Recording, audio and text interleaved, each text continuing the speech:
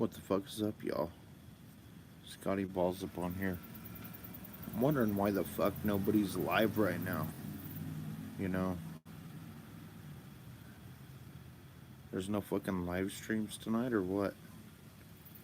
I wait every 2 weeks for something to fucking happen. And nobody's fucking live. What is going on? What is going on tonight? I have no fucking clue. The one night I'm available to watch people's fucking live streams and shit, fucking Friday night. Where's everybody at, man? I don't know. What's up, Wicked Juggalo? How you doing tonight, man? Just fucking hanging out, man. Enjoying the fucking night, day off. Uh, Looking around for live streams, but nobody's on. Basically it. So I was like, fuck it, I'll hop on here and see who's even awake. So we'll see who pops on here. But you're on here. What are you up to tonight, man?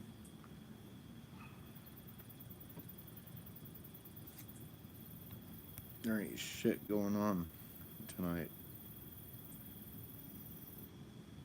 Ain't nothing going on, apparently.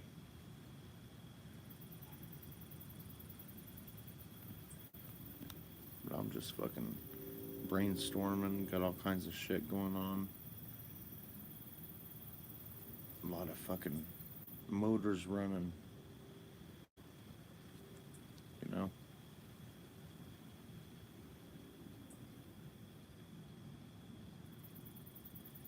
Sorry, there's crazy shit going on here in the neighborhood. Fucking wild shit. It is fucking deader than a fucking doorknob. Getting the kiddo out of work. That's what's up, man. I can't wait until my kid goes to work and I'm able to fucking pick him up, you know what I'm saying? When my son starts a job, I'll be a fucking proud papa, you know? Him making his own money, that'll be what's up, man. For real. All my kids. I want to put all my kids to work right now, but they're not old enough. Get out, man. It's fucking stressful. It's fucking stressful trying to maintain life, maintain a house, maintain every fucking thing. Stressful as fuck. Just trying to get by in life. But man, you know, I'm not sure how old your kid is, but I got a wide range of ages in mind. I got 4 at home, so you know,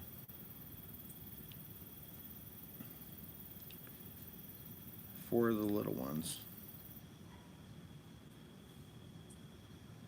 Yeah, us daddy juggalos. Daddy juggalos. Fuck yeah, dude. What's fucked up is my 11-year-old wants to go to work. He wants to fucking work, but he's not old enough yet. And my 15-year-old, who's like on the cusp of being able to work, is like, nah, I don't want to fucking work. I don't want to do shit, you know? I love him, but god damn it. It's frustrating. He's a good kid, though. He's a good kid.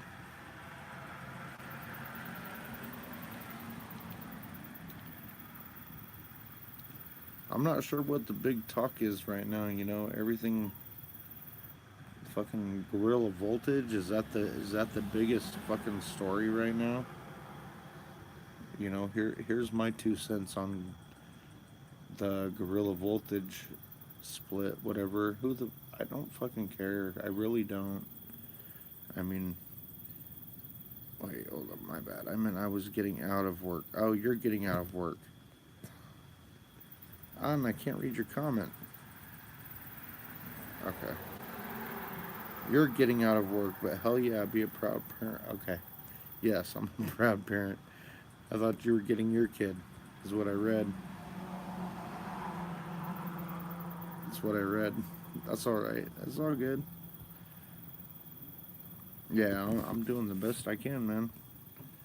Doing the fucking best I can. Okay, but getting back to the Gorilla Voltage stuff, man. See, I'm really torn. I'm not fucking torn. I'm not really torn. I have, I don't know. Gorilla Voltage was probably my one of my favorite acts over at M&E, but I felt they were really slept on.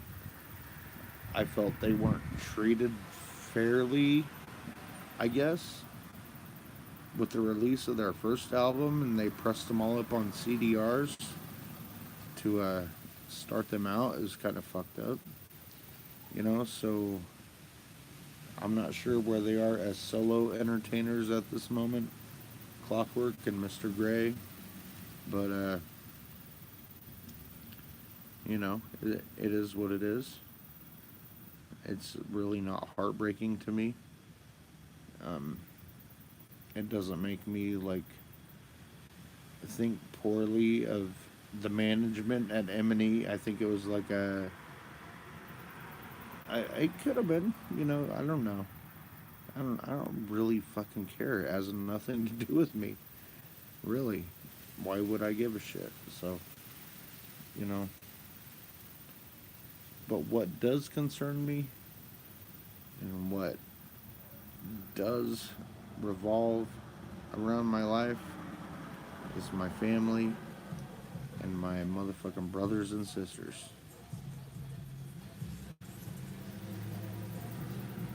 You know, dude, yeah, dude, for real. I just read your comment. They were promoted in the beginning, but see, that's what kind of irks me a little bit. You know, not to make me like throw a big old tantrum and want to fucking make a huge video about it or anything, but yeah, Gorilla Voltage was like signed pretty early when M&E like came up, and yeah, the CDR thing. I was like, why they fucking releasing their CDs on CDR? That's pretty fucked up, you know. And they just didn't. I don't know. I mean, every time I've heard Gorilla Voltage, I've dug their shit, man. I was pretty interested. I mean, not enough to like grasp me as a fan. I think at my point in life, I'm a fan of who I'm a fan of. I don't I don't really see a whole lot of other stuff out of what I already like grasping me to like. You know what I'm saying? Um, I'm kind of set in my ways, I guess I would say. I like ICP. I fucking like Korn. I like Marilyn Manson. I like Tool. I like fucking. I st- man, I wish I could say I like Twisted, but man, Twisted really, I don't know. I don't know what it is up with Twisted, but they really fucking lost me. I just can't get into their new shit, and it's outside of the whole fucking juggalo politics and whatever. I just can't get into their new shit. I just not fucking feeling it. But what's up, Danny boy? How the fuck you doing, bro? Um,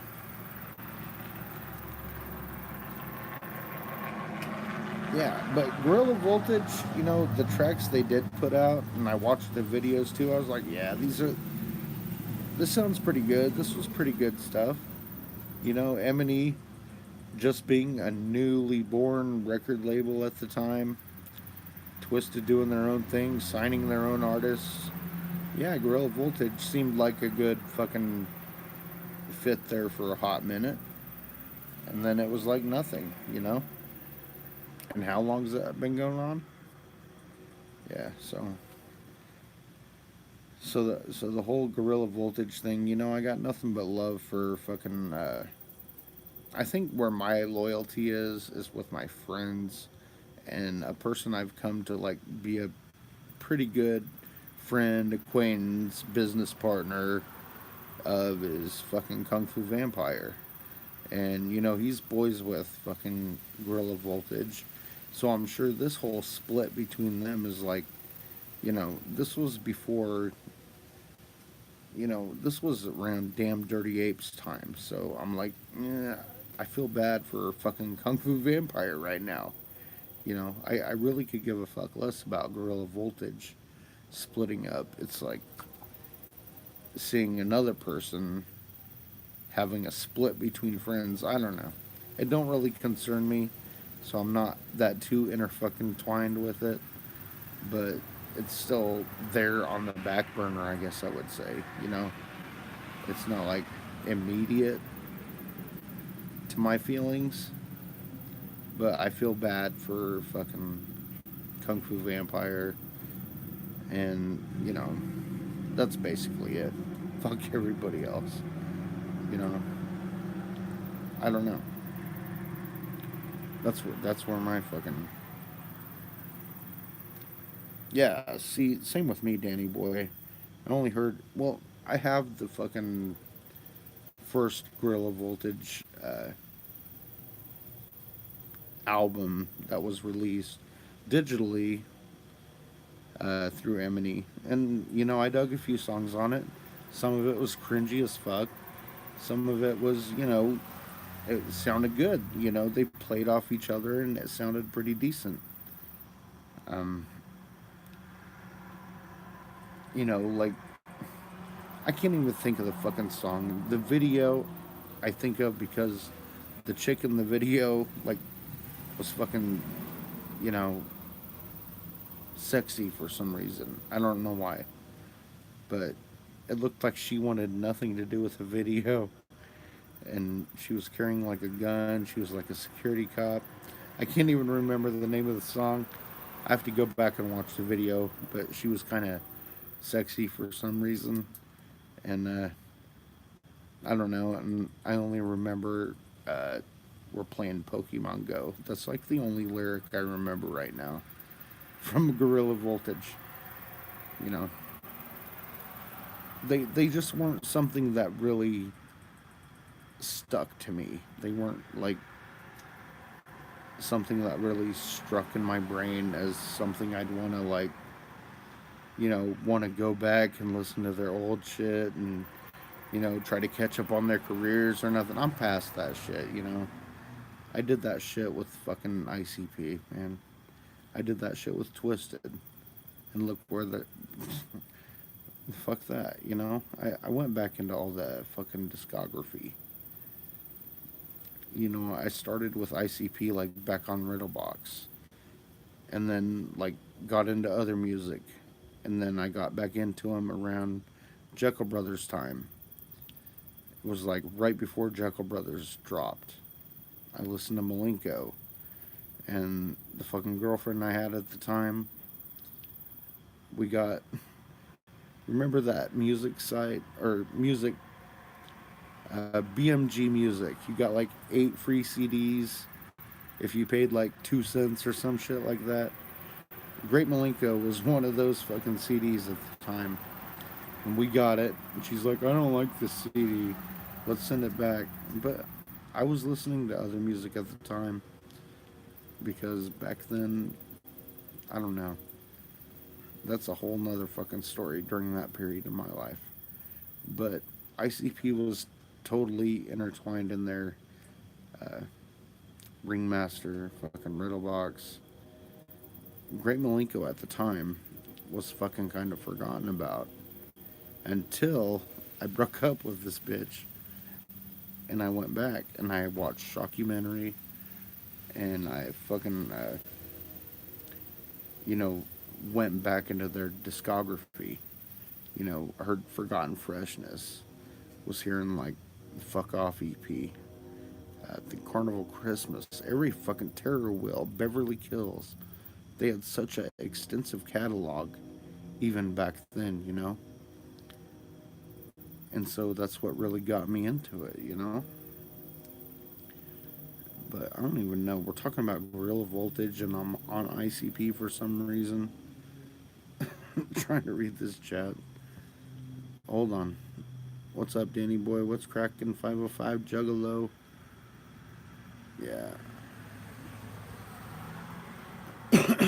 About to go home and chill. Hey, what's up, Corey? How the fuck you doing tonight, man? Hope you're feeling better, bro. Heard you were feeling a little under the weather. Hopefully you're getting back on top of that. And we'll go see fucking Sebastian Bach. See? I would love to say I would go see Sebastian Bach, but man, it ain't looking fucking good for me right now. That's like, I don't know, man. I'm like really torn right now because that's like a bucket list item that I've had for fucking ever was to see fucking, growing up, I've always had an appreciation for music. When I was like 6, 7, 8, 9, I was like hardcore into the Monkees. The fucking Monkees, man. And then I started listening to other music. I couldn't fuck with my mom's shit when she was listening to like early 80s like REO Speedwagon and 38 Special and shit like that. I couldn't fuck with that shit. But once like the fucking metal started getting in there, that was like turning my ear, you know. I like got hardcore into like I started watching MTV and stuff, watching music videos. I got hardcore. My fucking very favorite band was Skid Row growing up. My first cassette was the Skid Row uh, album, self-titled album. You know, with 18 and Life on it, Youth Gone Wild, fucking Piece of Me, and I Remember You. And that was like my first real big introduction into music and music styles. And I loved tons of music back then, but Sebastian Bach's like vocals were like on some whole other level. At the same time, okay, I'm gonna tell you about my 10th birthday party because this is a big story in my life. I'm sitting here at fucking 40 years old. My 10th birthday party. I remember we had a Hastings next to the movie theater. And on my birthday, my 10th birthday, we had one of my friend's dads go into Hastings and buy me the NWA Straight Outta Compton cassette tape. And then me and my friends went into theater and watched Freddy's Dead, The Final Nightmare. That was like two pivotal moments in my life. You know what I'm saying? Here on one aspect, I had Freddy's Dead, The Final Nightmare. The other one was NWA Straight Outta Compton. So, and that's really the moment that things like really intermix together, and the horror rap, horrorcore fucking shit like came together. You know what I'm saying? But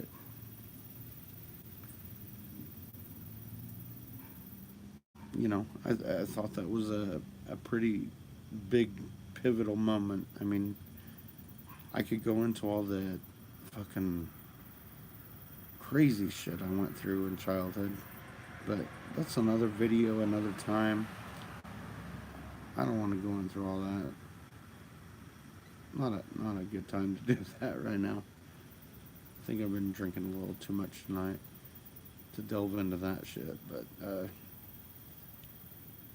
that was a fucking great time. I remember that 30 years later, just looking back and just remembering that time, watching Freddy's Dead, The Final Nightmare, in 3D in the fucking theater, and then having the unedited NWA Straight Outta Compton cassette tape waiting for me when I got out. You know, that was a fucking huge moment in time for me. You know, and what's fucked up is my goddamn older sister was the one who got me onto all this shit. You know, and now she's like a minister, and that's a whole nother fucking story there, man. That's a whole nother fucking story. Yeah, I might get into that. It's too personal at the moment, but it's pretty big in my fucking life. But you know, fuck it. It is the way I am, I guess. You know. So I don't even know where I am on topic with this video. I guess that's why I titled it question marks. Um, what I really wanted to get on here and wanted to like give an open invitation to people out there. Carnival Spirits will be coming back on here in October, and we got a lot of fucking cool shit planned out. Hopefully, it like fucking plays out as well as I'm hoping it does. I have a new fucking series I'm gonna be starting called Scotty Ball's Toy Box, which is a little series I'm gonna do where I'm like, on each episode, I'm just gonna fucking showcase a fucking dope psychopathic memorabilia thing I have, you know, from way back in the day or even current, and the fucking story behind it. And I'm trying to tack on to the end of these videos a special guest feature of, you know, someone else showcasing one of their favorite items that they have in their psychopathic collection and why, you know, what it means to them. You know, it could be a piece of fucking, could be a fucking cigarette butt that fucking ABK dropped at a concert. You know, it doesn't fucking matter.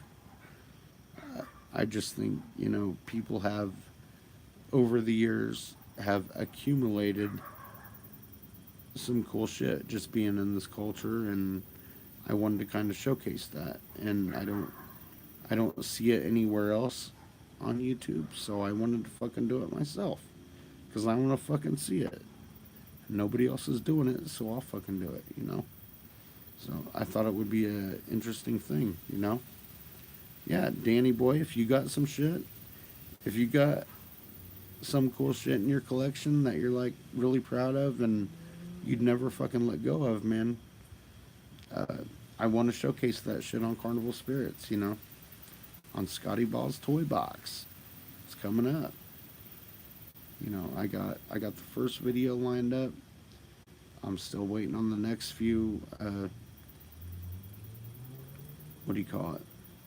Inclusions. You know, I have an extensive collection. You know, it overwhelms me sometimes, and I'm like, fuck it, I want to sell everything. And then I'm like, no, fuck it, I want to keep a hold of this shit because it means a lot to me, and I don't want to fucking lose that memory or nothing. So it's a hard thing, but it's fucking fun. It's a dope thing, and I want to fucking kind of, I guess the way of doing this video series would be to kind of archive it. You know what I'm saying? Archive it. The moment, the history, the memories, and everything behind it, you know. And that's kind of what I want to do. So, anybody, you know, you want to hit me up. If you got me on Facebook, hit me up there. Hit me up YouTube, Messenger. But I would love to see anybody. I don't give a fuck who you are.